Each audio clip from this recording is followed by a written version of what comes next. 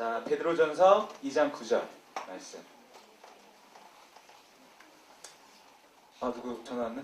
자, 지금 같이 한번 말씀 읽어보겠습니다. 시작. 그러나 너희는 택하신 족속이요 왕같은 제사장들이요 거룩한 나라요 그의 소유가 된 백성이니 이는 너희를 불러내어 그의 귀한 빛에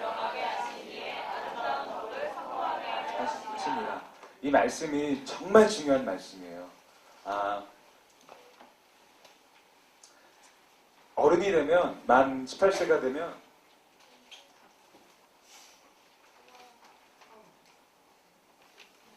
벌써 졸려? 벌써 졸려? 신분증이라는 게 있잖아요. 사람은 이제 여러분들도 18일 이상 18살 이상 되면 이 신분증을 받게 되는데 뭐 마찬가지로 명함이라는 것도 있고 이거는 전사님이 옛날에 여행 다닐 때 찍은 사진이라서 되게 막 수염 났긴 이상한데 여기에 보면 뭐 이름, 주소, 뭐 주민등록번호라는 게 다 나와 있어요. 근데 마찬가지로 우리 크리스천들에게도 명함이 있습니다. 우리의 소속, 직책, 나를 대변해 줄 수 있는 것들을 담은 것들이 있습니다. 그 말씀이 바로 오늘 읽은 베드로전서 말씀입니다. 우리 다 같이 다시 한번 읽어보겠습니다. 진짜 중요한 말씀이에요. 시작. 왕같은 제사장들이요 거룩한 나라요 이는 너희를 아름다운 덕을 선포하게 하려 하심이라. 혹시 레드카펫이라고 알아요? 여러분들? 어떤 그 영화제나 시상식 그 전에 보면 연예인들이 의리의리한 옷을 입고 비싼 옷을 입고 막 10만 원 넘는 옷을 입고 막 이렇게 걷잖아요. 그 시상식까지. 근데 그 레드카펫을 보면 어떤 모습을 볼 수 있어요? 막 원빈이랑 장동건이 막 이러고 막 다니는 거 본 적 있어요? 눈치 보면서 막 이렇게 흘기면서? 본 적 없죠? 어때요? 당당하죠? 그리고 막 이렇게 인사도 하고 막 악수도 하고 막 윙크도 하고 막 별의별 걸 하잖아요. 근데 이 사람들이 왜 그럴까요? 당당하기 때문이에요. 자신감이 있기 때문이에요. 근데 우리 크리스천들에게도 이 자신감이 하나님께서 우리에게 주셨습니다. 근거되는 말씀이 바로 이 베드로전서 2장 9절 말씀입니다. 다시 한번 정말 중요한 말씀이기 때문에 오늘 반복해서 읽을 거예요. 원래 전사님이 오늘 좀 새롭게 이 말씀 다 이것만 외우는 시간 가지려고 그랬어요. 그래서 이것만 외우면 전사님 내려가고 설교 끝나고. 좋지? 네. 전사 싫어? 너무 노골 쪽이다. 참. 자, 다시 한번 읽어볼게요. 베드로전서 2장 9절 말씀 시작. 왕같은 제사장들이요 거룩한 나라요 그의 소유가 된 백성이니 이는 너희를 그의 귀한 빛에 들어가게 하신 이의 아름다운 덕을 선포하게 하려 하십니다. 혹시 이거 좀 꺼주세요. 혹시 이거 파워포인트 꺼주세요. 혹시 내가 한번 외울 수 있는 사람? 정말 외울 수 있으면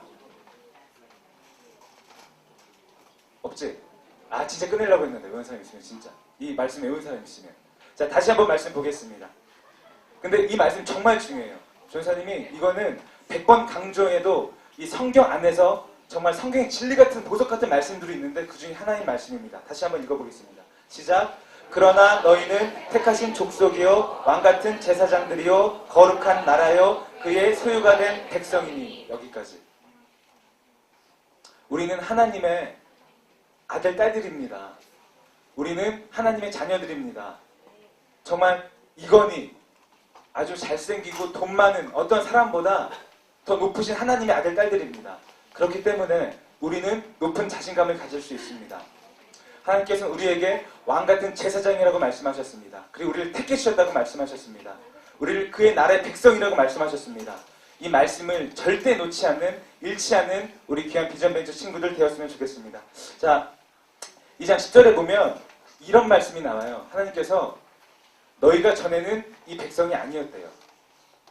우리 요한복음 8장 44절 말씀 보면 우리가 하나님을 알기 이전의 삶에 대해서 하나님께서 말씀하고 계십니다. 다음 읽어보겠습니다. 시작. 너희는 너희 아비 마귀에게서 났더니 너희 아비의 욕심을 너희도 행하고자 하니라. 그러니까 하나님을 모르기 전에는 우린 이런 사람이었어요. 하나님을 모르기 전에는 사단 마귀가 우리를 공격하고 우리를 속이는 거예요. 그리고 사단 마귀가 좋아할 행동들만 하고 사는 거예요. 그래서 이것을 단적으로 보여주는 게 어떤 거냐면 예배 드리는 거 즐거워요? 하나님을 만나는 자리라고 표현되는 이 예배 자리가 즐겁나요?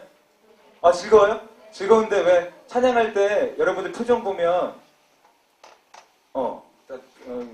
뭐랄까 전사님이 부정적인 얘기하기 싫지 않은데 진짜 여러분들 찬양하는 모습 보면 찬양들을 제외하고 아 정말 예배를 소중히 여기나? 라고 생각될 정도로 그래서 전사님을 긍정적으로 생각하고 싶기 때문에 항상 그럴 때마다 설교자로서 낙심이 돼요. 아 친구들이 예배에 집중하는 것 같지도 않고 그리고 단적으로 오늘 예배가 10시였는데 시작이 10시였는데 아까 10시 딱 시작했어요 찬양이. 근데 여기에 지금 되게 많이 앉아있는데 몇 명이 앉아있었냐면 4명 앉아있어요. 4명 10시 하나님과 약속 시간인데 근데 이것처럼 우리는 하나님을 가까이 하기 싫어하는 사람들입니다. 근데 당연해요. 왜냐면은 우리는 본질상 진노의 자녀라고 본질상 죄를 지을 수밖에 없는 하나님을 싫어하게끔 창조되었습니다. 그러니까 창조되었다는 게 하나님을 싫어하게끔 창조된 게 아니고 우리의 속에 하나님을 가까이 두려 하는 마음을 하나님께서 분명히 주셨는데 세상적인 마귀들이 주는 것에 우리는 매 순간마다 속고 있습니다. 잠이 더 좋아, 친구가 더 좋아, TV가 더 재밌어. 근데 우리가 이런 삶을 살았지만 정말 하나님을 만나게 되면 하나님의 백성이라는 믿음을 소유하게 되면 다시 한번 베드로전서 2장 9절 말씀 읽어보겠습니다. 시작. 그러나 너희는 택하신 족속이요 왕같은 제사장들이요 거룩한 나라요 그의 소유한 백성이 될 줄 믿습니다. 아멘.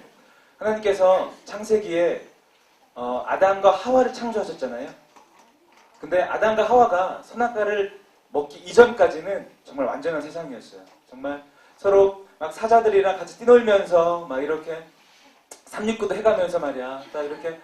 막 이렇게 하나님께 주신 모든 실과들을 먹으면서 정말 뭐 아무것도 안 입어도 부끄러움이 없을 정도로 그렇게 완전한 삶을 살았는데 아담과 하와가 죄를 지음으로 말미암아 이 세상에 죄가 사망이 들어오게 됩니다.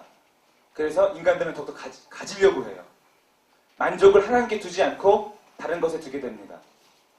더 많이 돈을 가지려고 하고 더 음란한 것에 빠지려고 하고 행복의 기준을 하나님이 아니고 다른 곳에 두기 시작합니다. 근데 거기에 만족함이 있을까요? 없을까요?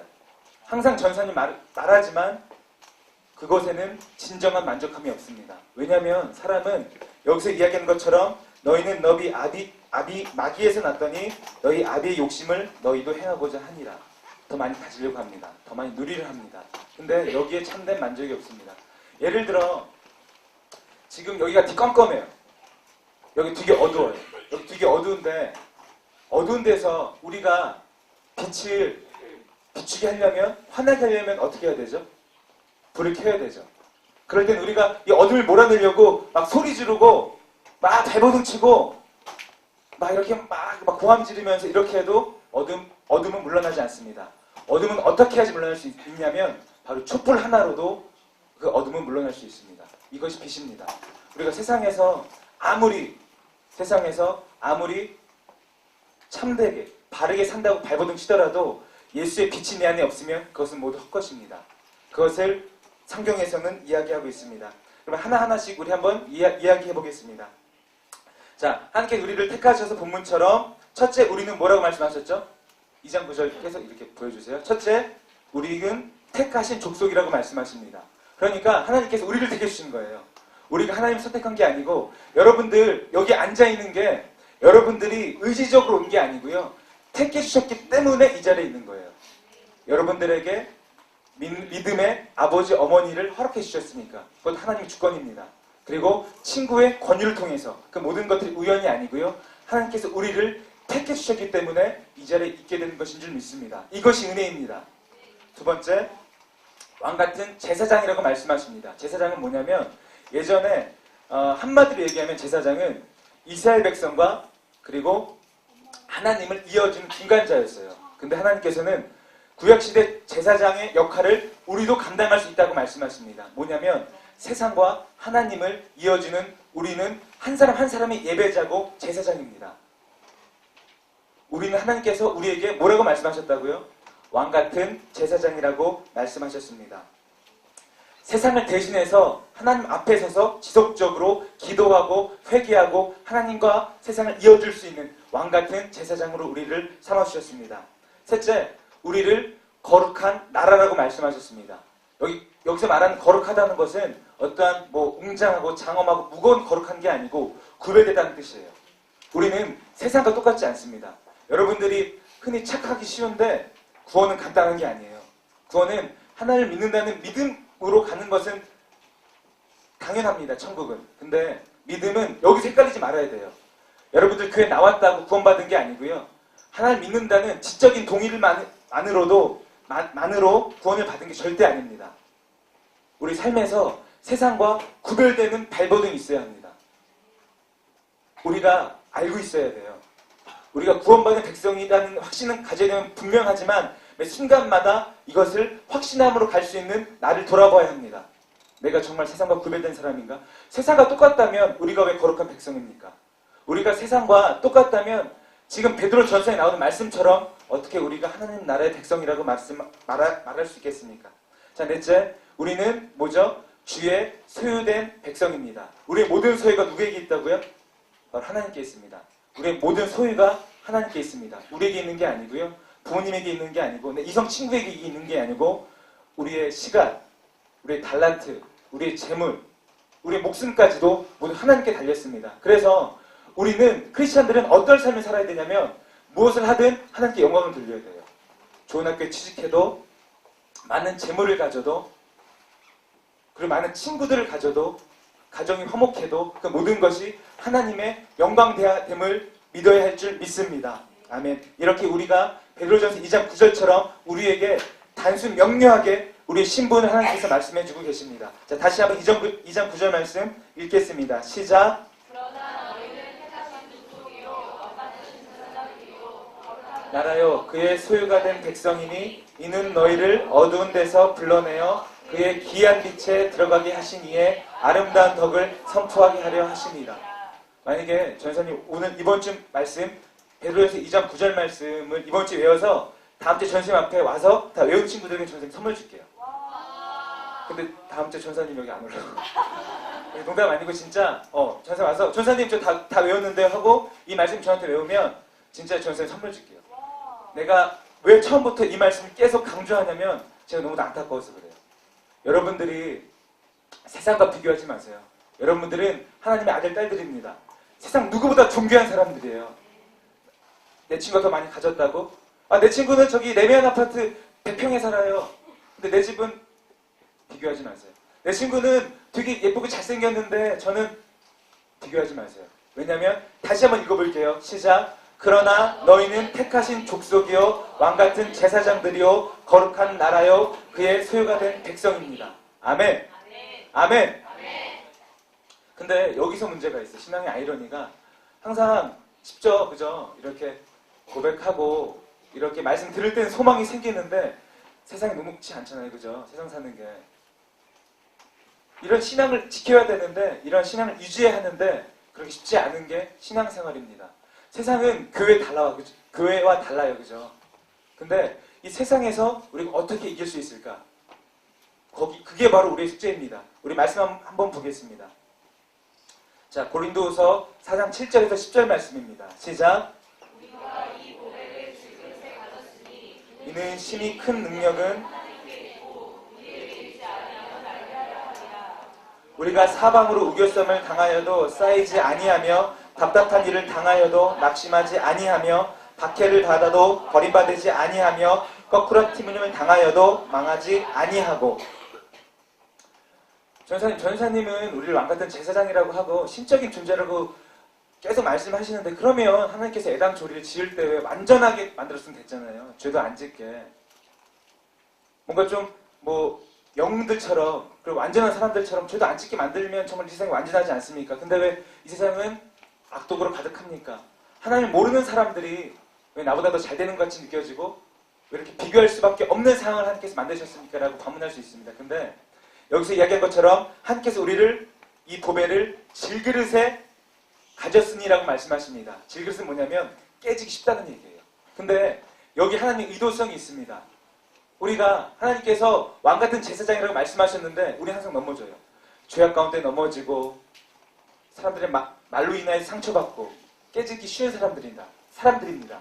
근데 왜 이 질그릇에 만드셨냐면 이렇게 죄악의 약한 모습으로 우리를 만드셨냐면 그 이후에 하나님의 의도가 있습니다.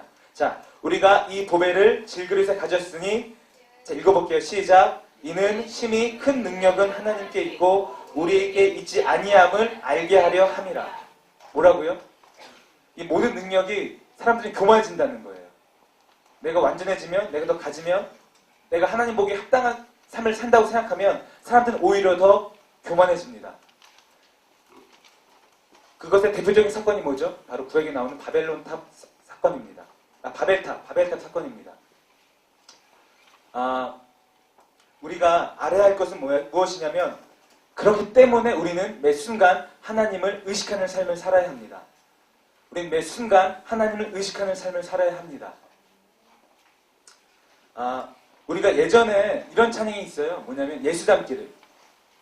가사 보면 예수 닮기를, 예수 보기를. 근데 전도사님의 생각은 성경에서 전도사님을 바라보는 것은 예수님을 닮을 수 없어요.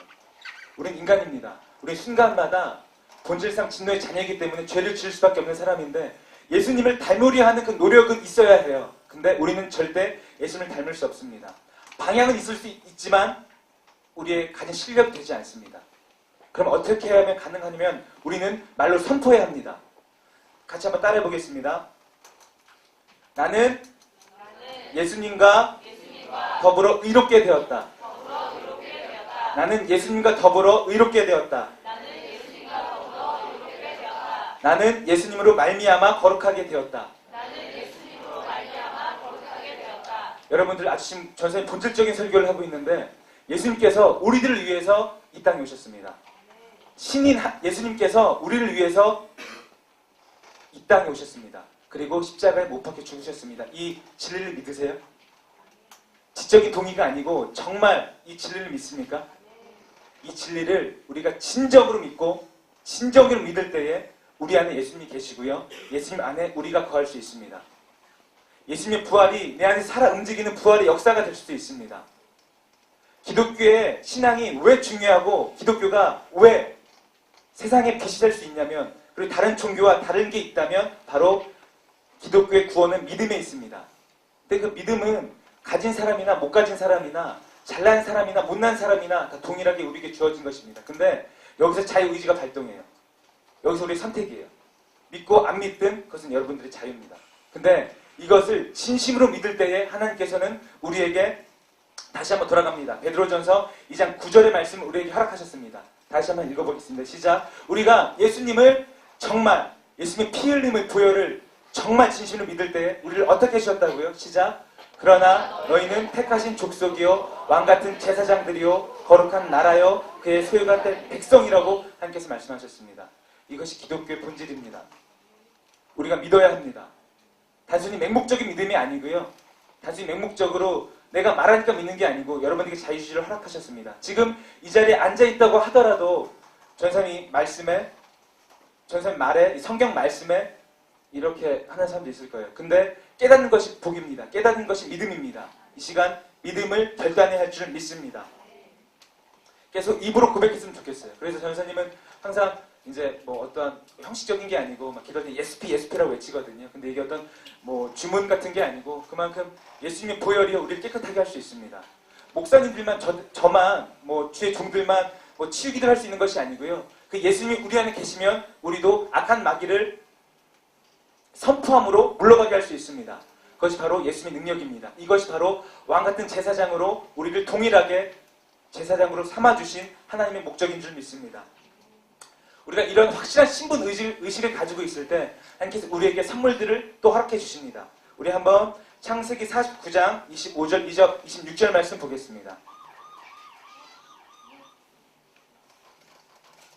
자, 시작. 내 아버지의 그가 너를 도우실 것이요 위로 하늘의 복과 아래로 깊은 샘의 복과 젖먹이는 복과 태의 복이리로다. 내 아버지의 축복이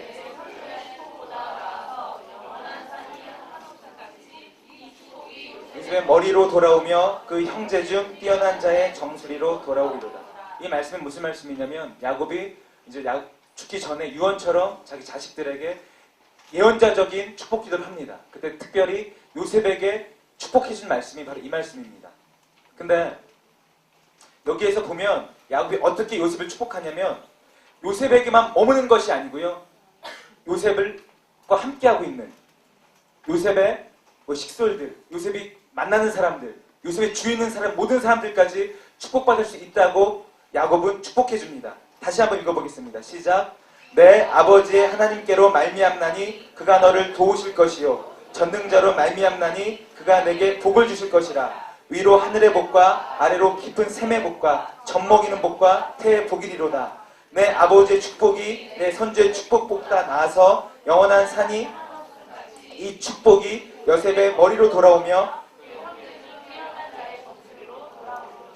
그러니까 요셉이 만나는 모든 축복을 미치는 사람들의 한계까지 주님께서 말씀하십니다. 또 한 점 말씀 보겠습니다. 창세기 12장 1절에서 3절 말씀 보겠습니다. 시작.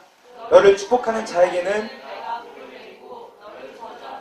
내가 저주하리니 땅의 모든 족속이 너로 말미암아 복을 얻을 것이라 하신지라. 우리에게 동일하게 말씀하십니다. 우리가 축복하면 그 사람 축복하고 축복되어지고 우리가 저주하면 그 사람 하나님께서 저주하신대요.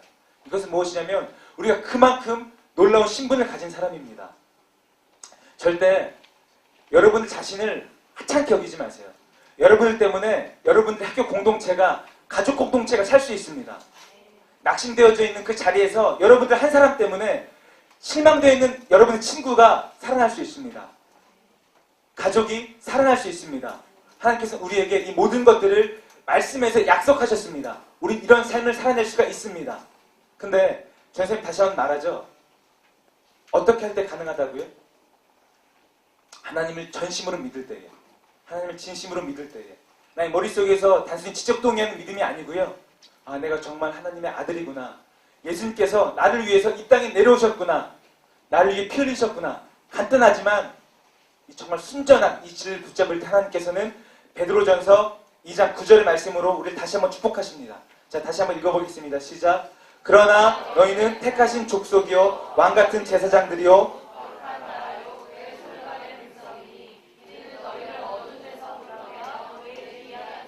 들어가게 하시니에 아름다운 덕을 선포하게 하려 하십니다. 우리가 뭐라고요? 택하신 족속입니다. 그리고 왕같은 제사장입니다. 그리고 거룩한 나라입니다. 그리고 그의 소유가 된 백성입니다. 전사님이 다른 설교보다 약간 좀 톤을 높게 해서 좀 설교를 했는데, 왜냐하면 이만큼 우리의 신분의식을 우리는 알아야 합니다. 그냥 매주마다 이 자리에 왔다고 돌아간다고 해서 예배자가 아닙니다. 왕같은 제사장이 아닙니다. 거룩한 택한 백성이 아닙니다. 하지만 우리가 진심으로 하나님을 섬기려고 노력하고 작정하고 발버둥칠 때 하나님께서는 이 모든 복을 우리뿐만이 아니고 우리가 축복의 통로가 되어서 나의 구원과 행복만을 위하는 삶을 사는 것이 아니고 우리 주위의 사람까지 복의 축복의 통로가 될 줄 믿습니다. 이 시간 같이 찬양 한 곡 하기 원하는데, 아까 그 고백한 찬양이 예수 나의 좋은 치료자, 같이 한번 좀 찬양하기 원합니다. 우리 스스로가 내 안에 갇혀있는 삶에서 머무는 사람들이 되는 것이 아니고 나를 넘어서 내 주위의 사람까지 하나님의 축복의 비밀을, 복의 통로가 역할을 할 수 있는 그런 귀한 비전매저 친구들 되었으면 좋겠습니다. 베드로전서 2장 9절에서 말씀하셨습니다. 하나님께서 우리를 왕같은 제사장이라고 말씀하셨습니다.